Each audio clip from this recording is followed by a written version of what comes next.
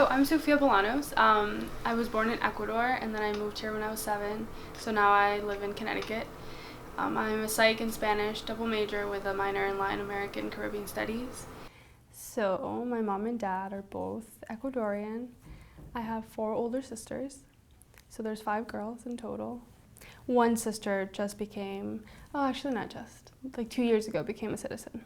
The rest of us are just permanent residents for now. Permanent residency is very similar to like a visa, except you can stay in the US for a long period of time. But there are like restrictions. For example, you can't be out of the country for more than 6 months, or else you lose the status of permanent residency.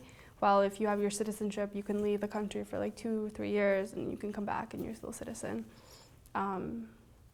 You can't vote. Yeah, it was hard. I think especially for my dad, because in Ecuador he was a lawyer. So coming here, like dropping everything, that was like really hard. And he worked at like a restaurant. So going from like getting your law degree to coming here and like working in a restaurant, because it means nothing when you come to the US.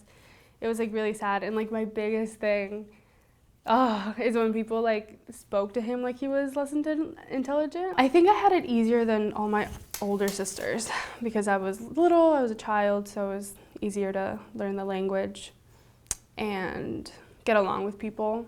I know when I first came, they put me in a bilingual class, so all the children that were around me were like with similar backgrounds and everything. So it became tough when like you realized that you were like separated from the other people, and the whole thing of like, oh, us versus them, like that began in like elementary school, which is kind of hard. When I was little, we were told like, don't speak Spanish, like speak English. You're in America, blah, blah, blah. Like you have to look a certain way, you have to do certain things. So even now, I feel like uncomfortable speaking Spanish, like in, for example, my classroom, because it's like the majority, like white people who speak English, you know what I mean? So I feel uncomfortable, and I hate that I feel uncomfortable, because like, why should I feel uncomfortable with my own language? But I think that's something I struggle with a lot, is like being like, no, like it's okay, like this is me and it's okay.